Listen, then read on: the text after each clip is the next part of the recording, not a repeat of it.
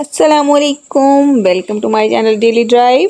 جی تو گائز، آج میں آپ لوگوں کے لیے بہت ہی زبردست کہانی لے کر آئی ہوں۔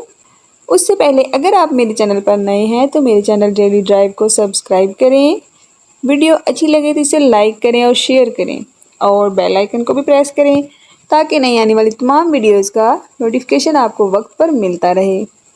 تو چلیے کہانی شروع کرتے ہیں۔ محبت کا مطلب کیا ہے؟ یہ ایک ایسا سوال ہے جس کا جواب آج کل ہماری نوجوان نسل دینے سے قاصر ہے۔ حالات اس قدر سنگین ہوتے جا رہے ہیں کہ جلد ہی محبت کا رواج ختم ہو جائے گا، مگر چند لوگ ایسے بھی ہیں جن کی بدولت محبت کا رواج قائم ہے۔ جیسے دنیا چند اچھے لوگوں کی وجہ سے قائم ہے، ویسے ہی محبت بھی چند اچھے لوگوں کی وجہ سے ہی قائم ہے۔ میں کب سے فون کر رہا تھا تمہیں جان، کہاں تھی تم؟ جیسے ہی اسماء نے فون اٹھایا، دانیال کی بے تاب سی آواز اس کے کانوں میں رس گھولنے لگی۔ عجیب سی مستی، عجیب سا غرور لب و لہجے سے چھلکنے لگا۔ او تو جناب مجھے یاد کر رہے تھے؟ جب جانتی ہو تو پوچھ کیوں رہی ہو؟ بے قراری سے پوچھا گیا تھا۔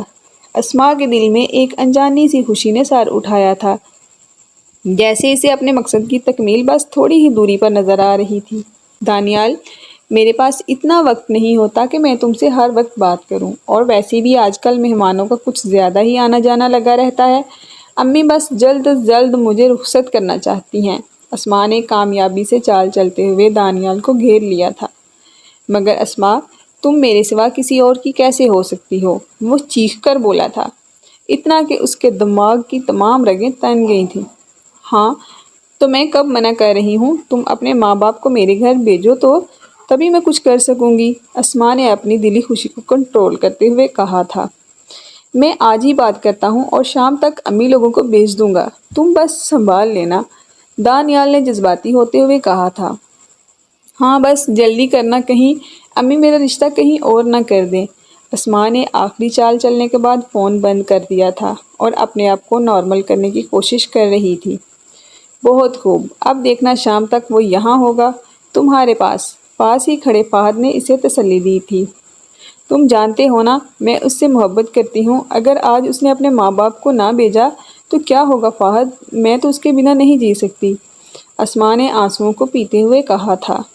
چل پگلی، میں آتا ہوں، کچھ کام ہے مجھے، تب تک تم اپنے کام سے فارغ ہو لو، اس نے اسماء کے سر پر ہلکی سی تھپکی لگاتے ہوئے کہا اور فوراً باہر نکل آیا۔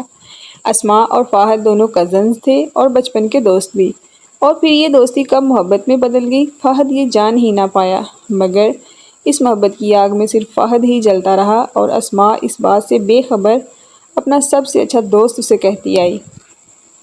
اور پھر ایک دن اسماء نے فہد کو دانیال کے بارے میں بتایا، جسے سن کر فہد تو سکتے کسی حالت میں آ گیا، مگر اس نے خود کو سنبھال لیا۔ پوچھ گچھ کرتے کرتے وہ دانیال تک جا پہنچا اور اس کے بارے میں سب جان کر اپنی معصوم کزن پر بہت ترس آیا، اور اس نے دانیال کو بے نقاب کرنے کی تیاری کر لی۔ صبح سے دوپہر اور دوپہر سے شام ہو گئی، مگر دانیال کا نمبر بند تھا۔ اسماء کو لگ رہا تھا جیسے اس کی دھڑکن اس کا ساتھ چھوڑ رہی ہے۔ اچانک باہر سے شور کی آواز پر جب وہ باہر آئی تو ایک ڈھول والا زور زور سے ڈھول پیٹ رہا تھا اور عورتیں مٹھائی کے ٹوکرے لیے اندر داخل ہو رہی تھیں۔ پل بھر کو تو اسے لگا کہ وہ خوشی سے زمین بوس ہو جائے گی۔ اچانک اس کی نظر پھپھو پر پڑی اور اسے سب کچھ سمجھ آنے لگا۔ کیا سمجھتا ہے یہ خود کو؟ میں نے اسے سب کچھ بتایا اور پھر بھی یہ میری زندگی برباد کرنے چلا آیا۔ قریب تھا کہ وہ غصے سے بھری باہر نکل کر فہد کا سر پھاڑ دی۔ فہد سر کھجاتا ہوا کمرے میں داخل ہوا۔ فہد میں تمہیں… بات اس کے منہ میں ہی تھی کہ فہد نے اس کا بازو پکڑ کر اسے خود کی طرف کھینچا، اور وہ جو اس حملے کے لیے بالکل تیار نہیں تھی اس کے سینے سے جا لگی تھی۔ وہ اس کے اتنا قریب تھا، اس کے دل کی دھڑکن اسماء کو سنائی دے رہی تھی۔ سنو، سن رہی ہو نا؟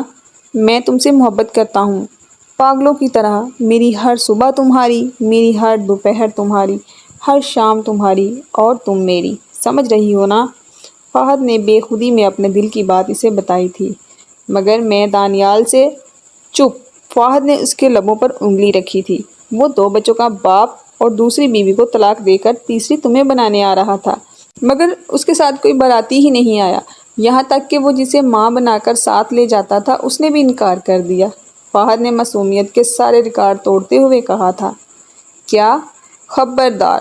जो तुमने रोने की कोशिश की तो अभी निकाह के साथ ही रुखसती करवा लूँगा। फहद ने उसकी आंखों को साफ करते हुए इसे धमकी देने वाले अंदाज में कहा और कमरे से बाहर निकल गया। गम के बादल छट गए थे। मौसम साफ था, बिल्कुल साफ।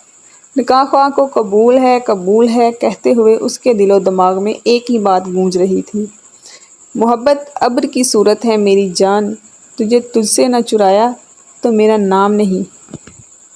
जी तो गाइज़, कैसी लगी आप लोगों को आज की कहानी कमेंट्स में ज़रूर बताइएगा और मेरे चैनल डेली ड्राइव को सब्सक्राइब कीजिएगा, वीडियो को लाइक कीजिएगा और शेयर ज़रूर कीजिएगा। बेल आइकन को भी प्रेस कीजिएगा ताकि नई आने वाली तमाम वीडियोज़ का नोटिफिकेशन आपको वक्त पर मिलता रहे।